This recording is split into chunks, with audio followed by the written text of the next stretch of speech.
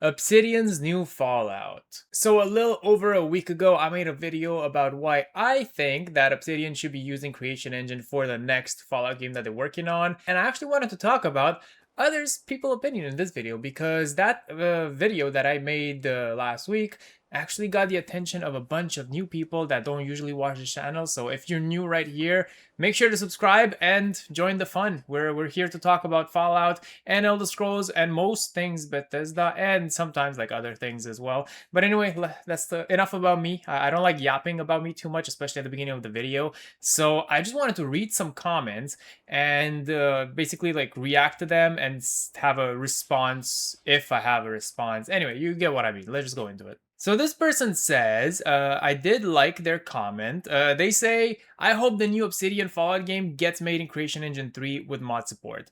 As I said in the previous video, I do think that the best choice of engine that they would go for would be Creation Engine, and especially if they can have access to a Creation Engine 3, which Bethesda has already confirmed that The Elder Scrolls 6 will run on Creation Engine 3, and to compare, Starfield was running on Creation Engine 2, so obviously there's going to be a lot of new advancements in technology or whatever. We don't really know anything about what Creation Engine 3 involves, but if Obsidian would have access to the latest version of the engine, that would just be all the better, and it might actually give us more of an insight as to what the engine can actually do, because as we know, Bethesda is probably not the best developer that actually has access to all these tools or their IPs just to begin with, but Bethesda definitely doesn't take advantage of every tool that they have at their disposal, so it'd be nice to have another professional AAA team working with the same engine and basically give us another take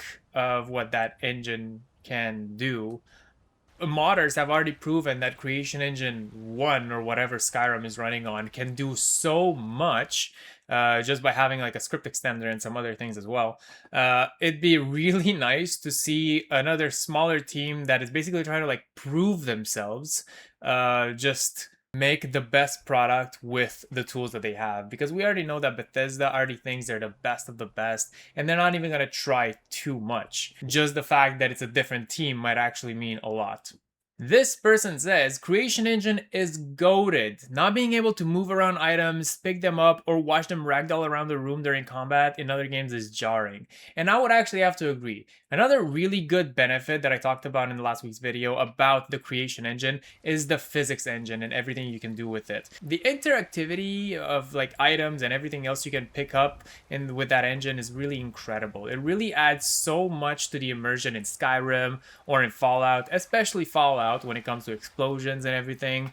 It's awesome, honestly, and that's something you can't really replicate with other engines as well. If we look at The Outer Worlds 2, for example, it's a very Fallout-like kind of video game, but picking stuff up is practically impossible in that game. Yeah, you can interact with them and like loot items, but you can't actually like hold your the E key or whatever the interact key is and just like throw things around the room, which might not be very important to you necessarily as a gamer, but it is pretty important to a lot of us, and I actually like that feeling.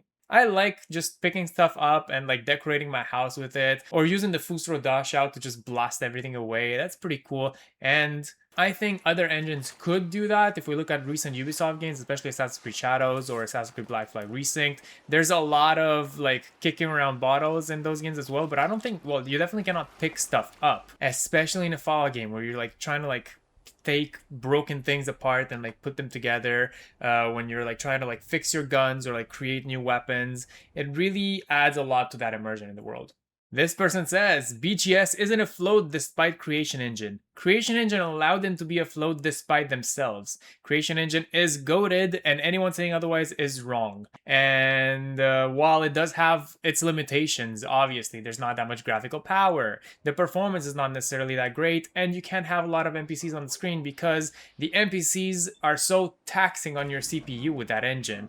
A common complaint I hear when it comes to Creation Engine is Starfield's overuse of loading screens, and while yes, it is because that is inherently how the engine is built. You need to divide world spaces into multiple spaces, and you would need to like go through loading screens to enter buildings in the engine. The problem isn't really necessarily with the technology behind the game. It's mostly how the game is designed, because the game has you fast travel from a planet to another, from a star system to another, and you would have to go through a lot of menus and a lot of doors just to get to you where you want. And also the quest design is a big issue there, because you would have a random guy in the middle of a city asking you to get, I don't know, a cup of coffee from like 3 galaxies away. So you have to like open your ship, go to the other star system.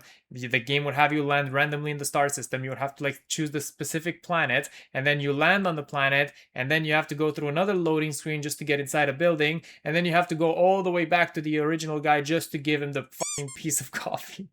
A piece of coffee doesn't make any sense, but I'll keep it in. In a Fallout game that has better written side quests, I don't think it would be that much of an issue, because hopefully they wouldn't have you go all the way around the map. I'm sorry, I hit the microphone there. Just to pick up, I don't know, a bottle of Nuka-Cola Quantum or something. That is really a Bethesda inherent issue when it comes to just how prevalent the loading screens are in that game. It's not necessarily the engine itself. When used right, the creation engine can be really good. CE is great, keep it moddable, and hopefully design the game PC first. You can always cripple it for consoles later. Creation engine is just up to date with visuals as anything else. I don't really agree with that statement necessarily, but that's fine.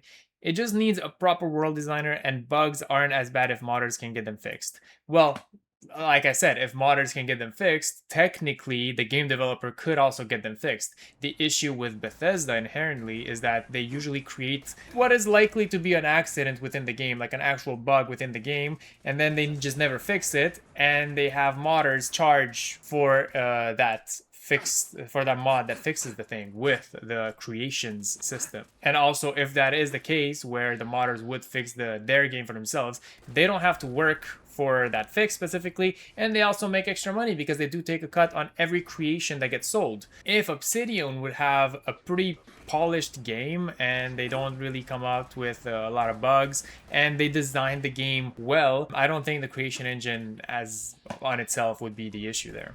When it comes to the visuals themselves, yeah, it's likely gonna be behind the standard in the industry. I think when we look at games such as, I don't know, recently in my mind I have Assassin's Creed Black Flag Resync. That game is absolutely gorgeous. Obviously, the new Fallout game is not going to look like that if it runs on Creation Engine, and I think that's fine. I would rather have uglier graphics and more interactivity within the world than to just like be a very screenshotable game and not being able to interact with any items or interact with any NPCs, or the NPCs do not have day and night schedules as they do. Those are trade-offs that you need to take into consideration when designing a game. This person, I really like their name, Screwball992. To be fair, CE might be buggy, but it's way more stable now than it's ever been. I can't even remember the last time I had a CTD with Skyrim, Fallout 4, or Starfield. I do literally freaking like last week, because I haven't booted up in a week.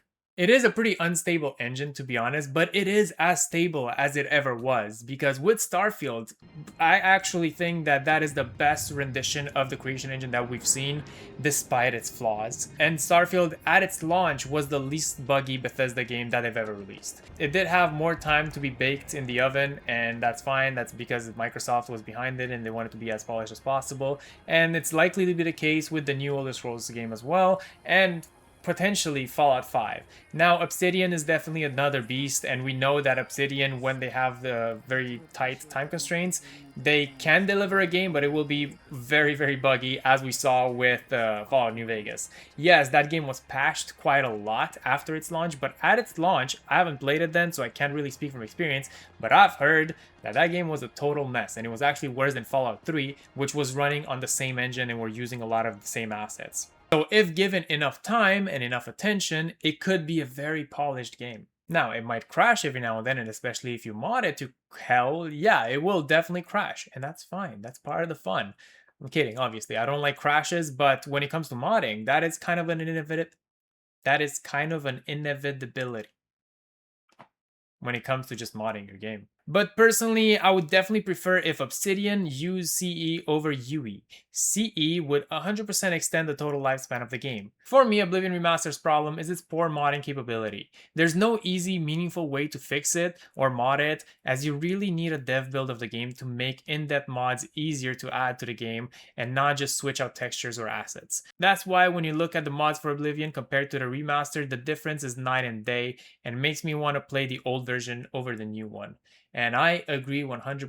Modding is really what keeps these games alive, not only for the fun of it to just like extend your playtime, but also for Xbox to make more money, because especially on consoles, people are more likely to go through the creations and see what else other people are adding, other quest lines or other weapons or maybe other like NPCs that they can interact with. And if they go the route with using maybe like UE5 or just doing what they did with the Oblivion Remastered, where they have the creation engine at the base and then like the Unreal Engine on top for the graphics, that really is going to create a problem where you're not going to have as many mods. The problem with Starfield as well is that game is also very hard to mod compared to older Bethesda games, so it's a very good thing that they are going to be changing the creation engine to be a creation engine 3 version, which hopefully is going to have a better modding capability compared to the second one. 100% agreed, no mods equals no longevity for a Bethesda game. That means we need the creation engine, and yes, that's exactly my point. Can Bethesda do a creative type of loading screen, like what most modern day open world games do? In that way, it won't break the immersion of the players whenever they enter a new cell in the game. And that's actually what they used to do with Fallout 4 and Skyrim, where you could just like spin an item around in 3D. Now, Starfield, for some reason, has your screenshots. They really wanted to like emphasize the photo mode in that game, but I personally don't care about it at all. When the loading screens are pretty rare and they're actually kind of fun in a way, it won't really matter much if you have a fast enough SSD or if the engine can load the next cell that fast. The loading screens are not really an issue in games, I would say. And that's why if you play Skyrim on a modern PC with no mods, it's not that bad to go through loading screens to enter a new interior cell. But when it comes to Starfield, when you fast travel constantly and it takes a little bit more time than you would hope to get to your destination, then it really becomes jarring and you start like, I don't know, like grabbing your phone and start scrolling TikTok and not actually paying attention to the game. Now, I'm not trying to say that loading screens are not a problem. I hate loading screens, don't get me wrong, but I understand that they are really necessary when it comes to the creation engine, and that is a trade-off that I would be willing to make just to have extra interactivity and all the good stuff that you can get with the creation engine. Now, in contrast, this person would be actually arguing for the Unreal Engine. Oh my god, why would they do that? Being an outdated engine, even if it is the Creation Engine 3, it's based on rotten roots. I make mods for Bethesda games since Morrowind, for all of them, so I know what I'm talking about. I have also made mods with the Unreal Engine, and it was so much better and easier. With the Creation Engine, we don't have access to proprietary tools that Bethesda has licensed for. We are forced to use fan-made tools that are sometimes good and sometimes bad. For example, in one evening I learned to make mods for Oblivion Remaster with UE 5.3, even if there was not development kit released and I had no previous experiences with the Unreal Engine. I was surprised how easy it was to import models and make them work in the game, as in the Creation Engine it would require so much more steps and problems. Now that's interesting to consider because from most modders I've actually heard the opposite, that Unreal is harder to use compared to Creation Engine. Thing is that people have been modding these games for so many decades now that they're probably very familiar with how the engines work, and they would probably be able to replicate those tools easily in the next engines as well. Now, maybe that's just me talking and not really realizing how complex it actually is, because I am not a modder. I have not made any mods before other than like some patches here and there, but that doesn't really count. So maybe I don't know what I'm talking about, but from what I've heard, it's actually quite the opposite. And look, if this person's correct and the Unreal Engine 5 is very easy to mod, that's one thing. But I know for a fact that it doesn't offer as much interactivity as the Creation Engine. Giga Chad says, as a wise someone said, if I had to choose between two broken engines, I would choose the one that modders can fix, and I agree. Only reason New Vegas and other Bethesda games are still alive is modding. And that's actually a good point.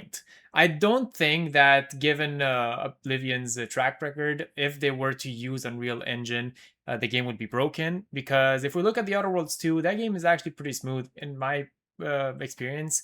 I haven't really experienced any bugs with it, and it's still pretty fun to mess around in. If they were to use Creation Engine for a new Fallout game, especially with the limited experience that they have using that engine, that might not be the case with this game, because they might experience some bugs that they've never seen before, considering that they haven't worked with the engine in over 15 years, and obviously a lot of the people that worked on Fallout New Vegas left Oblivion since then. But if that were to be the case, where the game would be broken on release, or like more or less buggy on release, eventually it will get patched, and eventually modders are going to fix it with mods.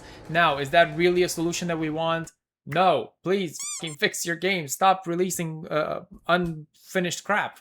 But it is something to consider, because you would be able to add more systems to the game and more, I don't know, depth to the game with mods. And again, this person's talking about mods, and I'm really emphasizing that because I am biased. I do have a modding channel where I like showcase Skyrim mods, and I do really love modding my game, so that's like my main reason of using Creation Engine. But if it were to be the case that the game release is kind of broken, I would be pissed, but I know that it would not be the end of the world, because Oblivion fixed more or less Fallout New Vegas after that released with multiple DLCs as well, and I know that modders will eventually fix it as well. And Math is saying, even if Obsidian has experience with Creation Engine, I wonder if the team behind New Vegas is still working at Obsidian after 10 plus years. The majority of their team might be composed of new people who are more used to industry standard tools, such as, I would say, Unreal Engine, instead of veterans to the industry, no? I feel that even the older members of the team would have to adapt a bit if it's the newer Creation Engine 3. Well, Todd might answer that question one day. And that's a very good point to consider as well. The new Obsidian is not the same as the old Obsidian that created Fallout New Vegas, and that means that they have not used Creation Engine probably ever. However, Josh Sawyer did go on record to say that this engine was very easy to use, and it's very easy to learn how to use, especially if you've used more complicated tools such as Unreal Engine, and I had that clip in the previous video as well. So while yes, they're not going to have experience, it is possible for them to just learn how to use it, and if they are going to collaborate with Bethesda IPs more in the future, if they're going to make, like, I don't know, another Fallout, another Starfield, maybe, I don't know, or if they were to create like an Elder Scrolls spin-off after Elder Scrolls 6, it would be good for them to learn how to use Creation Engine right now. And maybe if they are to make like a sequel to Unavowed, or another sequel to The Outer Worlds, they might consider using Creation Engine, because it would be an in-house tool, and those games kind of, I don't know, they're like trying to be like Elder Scrolls likes or Fallout likes, and it doesn't really like click with the core Fallout or Elder Scrolls audience,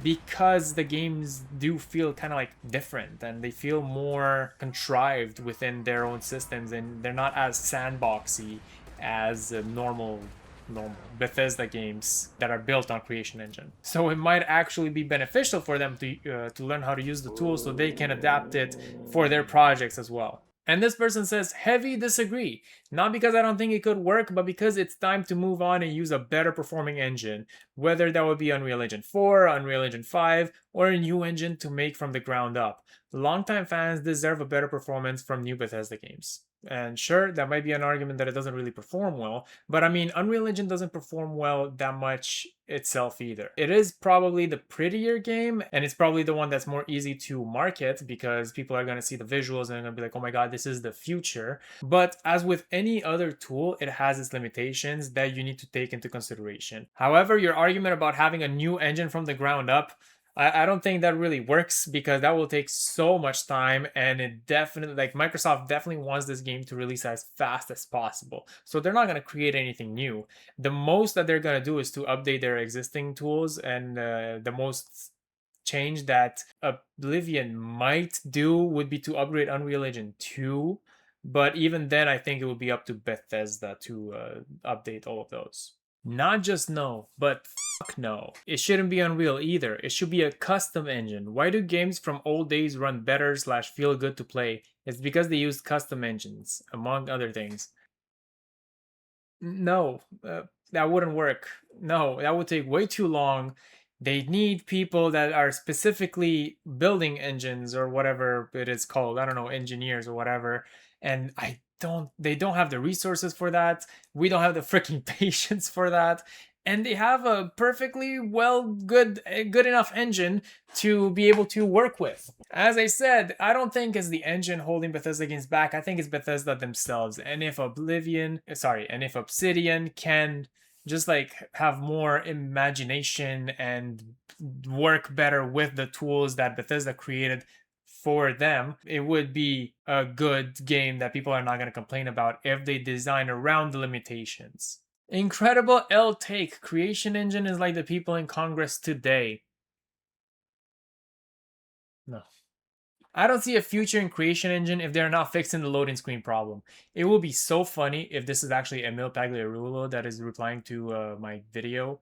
And he's just trying to like sneak in to see what people are thinking about the engines and the problems that Starfield had. But I don't think that's the case. And I feel like I'm a broken record, but yeah, like I said, the loading screen is an issue and a trade-off that you would have to take into consideration when using Creation Engine. But if you design the game around that to not make it as prevalent as it was in Starfield, it is not going to be an issue.